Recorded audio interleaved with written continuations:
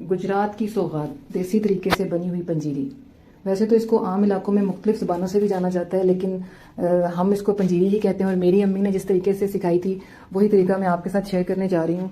आपने क्या करना है कि 2 किलो सूजी और 2 किलो बेसन आपने लेना है। आप अपने हिसाब से भी ले सकते हैं, लेकिन मैं इसकी देसी घी की क्वांटिटी इस हिसाब से बताऊंगी।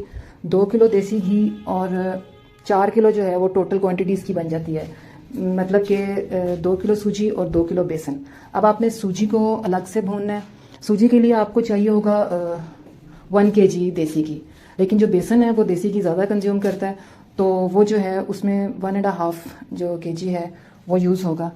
तो आपने क्या करना है कि इसमें चमचा चलाते रहना है तकरीबन 2 से 3 घंटे तक। जो बेसन है वो थोड़ा सा जल्दी भून जाता है, लेकिन जो सूजी है उसको भूनने में काफ़ी टाइम लगता है। यानी मुझे जो है ये तकरीबन 3 घंटे लगे थे, तो तब जाके इसका जो कलर है वो चेंज हुआ था।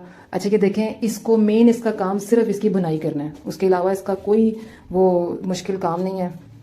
जब इसको हम भून लेंगे तो इन दोनों को हमने मिक्स कर देना है गर्म ही, क्योंकि ठंडा होगा तो ये अच्छी तरह से मिक्स नहीं होगा। जब हम इसके अंदर अच्छी तरह से इसको मिक्स करेंगे तो इसके अंदर आप चीनी डाल लें, शक्कर डाल लें।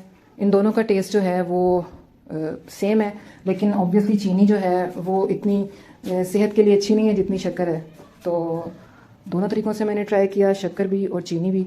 ये आप अपने हिसाब से डालेंगे, और ड्राई फ्रूट्स भी आप अपनी मर्ज़ी से बादाम और अखरोट, पिस्ता ये सब डाल सकते हैं। तो ये देखें, इसको ऐसे फैला दें किसी बर्तन में, और जब ये ठंडी हो जाए तो इसके क्यूब्स निकाल लें और इसको एंजॉय करें। सर्दियों की बेहतरीन डिश जो बच्चों के लिए भी अच्छी है, बड़ों के लिए भी अच्छी है। इसको ज़रूर ट्राई करें, और इसी के साथ मुझे दें इजाज़त। अल्लाह हाफ़िज़।